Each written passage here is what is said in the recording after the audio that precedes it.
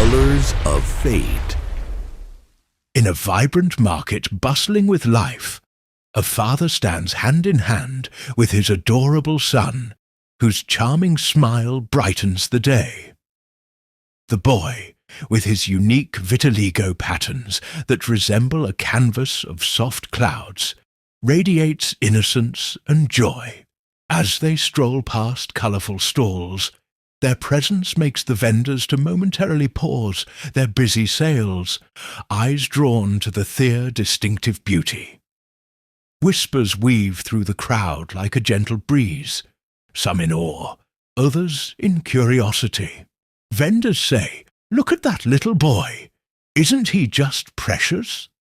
Another vendor, "He's so unique." A nearby vendor reaches out, offering a foodstuffs. The boy's eyes light up with delight, mirroring the father's pride. At the village square, where villagers often gather for counsel, the villagers are deep in conversation about Kwaku's uniqueness. Kwame stands apart, brewing jealousy.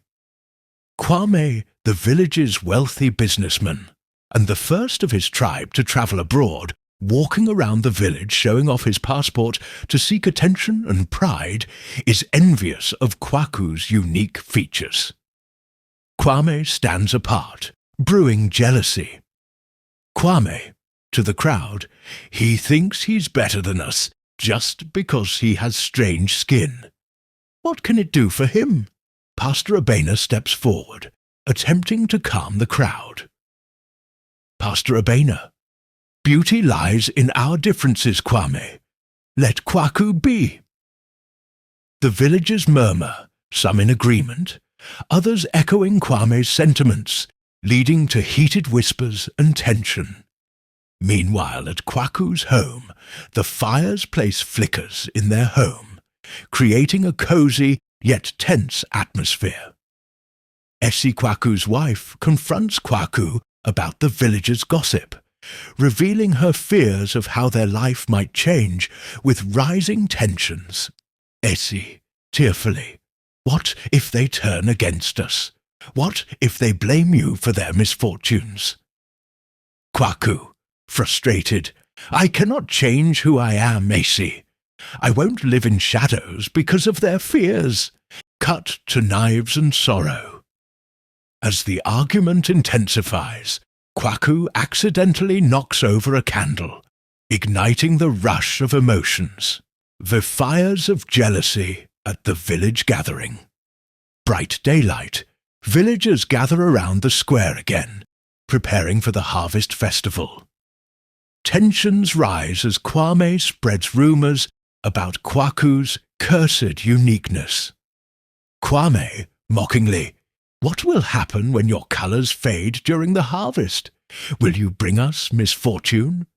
Kwaku stands up, confronting Kwame with a furious flame in his eyes.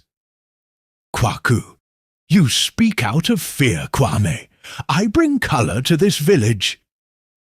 The scene shifts into chaos as jealous villagers start brawling, fueled by Kwame's words.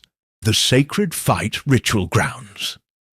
Dusk approaches, casting an orange glow over the sacred grounds where disputes are settled. The village elders gather, demanding a public display to resolve the growing animosity. Kwaku stands firm, representing all he's endured. Pastor Abena, "Tonight we settle our fears. Kwaku and Kwame shall fight it out in the ceremonial circle." The crowd yells in excitement and fear. The atmosphere thickens with anticipation. Pastor Abena, "Tonight we settle our fears. Kwaku and Kwame shall fight it out in the ceremonial circle." The crowd yells in excitement and fear. The atmosphere thickens with anticipation, as Kwame beats up Kwaku till he runs away. Kwaku enters the house weary from the fight at the village square. Kwaku said, "Another day, Essie. They won't stop judging me. Isi, frustrated.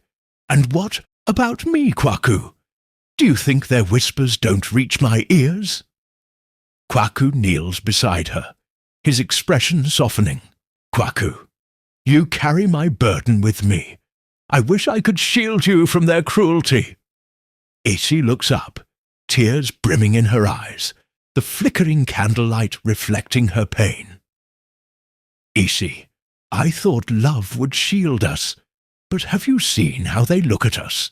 How am I supposed to support you while doubting myself? Kwaku's heart sinks as he contemplates her words, feeling the weight of their struggles. Kwame stands amongst a small group, relentlessly gossiping about Kwaku's recent struggles, fanning the flames of jealousy. Kwame, mockingly, did you hear Esi Kwaku's wife cries out daily because of his condition? It must be hard living with such a colourful man. Laughter erupts from the group, growing louder and more malicious. Kwaku overhears them and feels the sting of their words, leading to an impulsive decision to confront them. As he approaches, the laughter dies down, replaced by an awkward silence. Kwaku, voice firm, what do you find so amusing in my suffering? Is it amusing to torment those you don't understand? Kwame, sneering. A shameful sight it is, Kwaku. And soon your colours will fade in the light of truth. The villagers murmur amongst themselves, unsure of how to react. The villagers exchange glances, fighting the urge to believe Kwame's words. Kwaku sits alone, lost in thought. The faint sound of running water calms his troubled mind. He starts to speak to himself, voicing the turmoil within. Kwaku, softly, if my colours are a curse, what could I possibly offer this world? Why should I suffer for being different? Feeling a wave of despair, Kwaku sits on the bank, staring into the water, searching for answers in the ripples of his reflection. Back in the square, Esi Kwame wife stirs awake, a feeling of unease gnawing at her. She decides to go for a walk, her heart racing as she wanders outside. She overhears a conversation between Kwame and some villagers, plotting ways to undermine Kwaku's standing further. Kwame, whispering, if we push him out, we'll be rid of his colourful presence for good. He'll have nowhere to turn, and the villagers will see his weakness. Essie's heart races as she realizes the depth of Kwame's wickedness. She retreats quietly, but with a newfound determination. Essie comes home to her family and meet Kwaku and Kwaku Jr. on the coach playing. She stretches and greets the day. He finds Essie's expression serious and resolute. Essie, Kwaku, we have to fight back. I heard Kwame's plans. They want to destroy you because they fear what they don't understand. Kwaku's surprise turns to grim determination. Kwaku, then let's show them strength in our unity. We will stand together.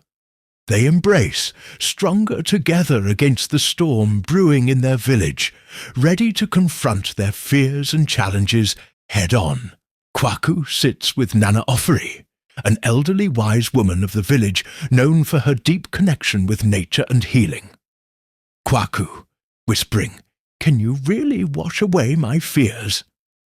Nana Ofori, let go of your burdens. Step in, let the waters embrace you. Healing comes with acceptance. With a deep breath, Kwaku steps into the spring, water swirling around his legs, cool and invigorating. As Kwaku submerges himself completely, he feels the weight of his insecurities washing away. He emerges with sparks of clarity and newfound strength. He opens his eyes, water glistening on his skin, and slowly raises his arms, letting the rejuvenation flow through him. I am a part of this village. I will not hide or be ashamed of my colours. I am proud. The village square is alive with bright banners, drums echoing in the distance, and villagers dressed in vibrant traditional attire, reflecting their heritage and the colours of their souls. Kwaku, Junior Kwaku, and Essie walk hand in hand through the bustling square, greeted with smiles and cheers. The air is filled with the scent of traditional meals being prepared. Kwaku, gleaming with joy. Look at our village, Essie. It feels alive. For the first time, I feel like I truly belong. Essie beams, her eyes sparkling in delight. Essie, this is the community we always knew we had. We just needed to see each other in the light.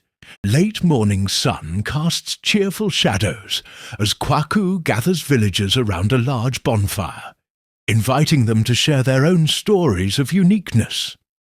The villagers sit in a circle, laughter filling the air as they prepare for a storytelling session. Kwaku stands at the centre, his presence radiating confidence. Kwaku, today I want to hear your stories. We all have colours within us that define our journeys. Let's celebrate them together. One by one, villagers share their tales. Some speak of struggles, others of love and hope. Kwame stands aside, visibly conflicted as he listens to their stories. Kwam's face darkens in the sunlight, revealing inner conflict while he struggles to accept Kwaku's newfound place within the community. Weighed down by jealousy and insecurity.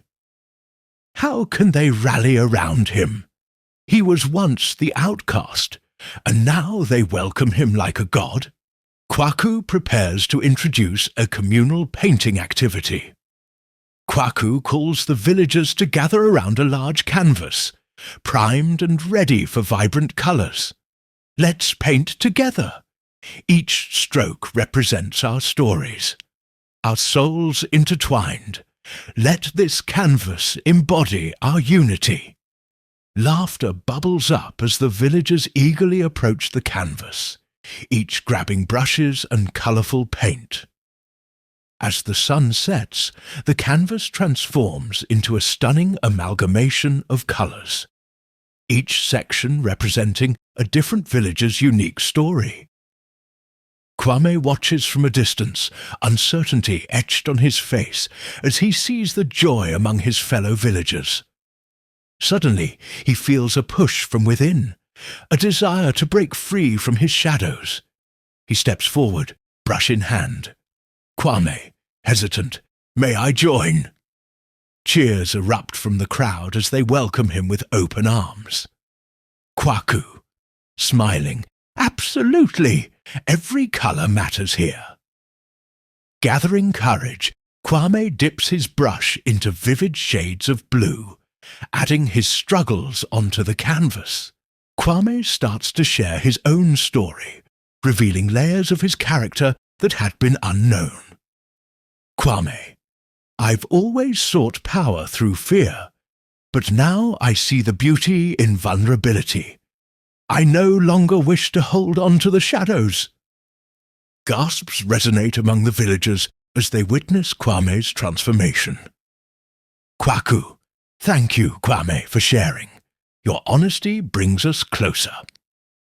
The villagers begin to embrace Kwame, celebrating his shift, making him feel not only welcomed, but loved.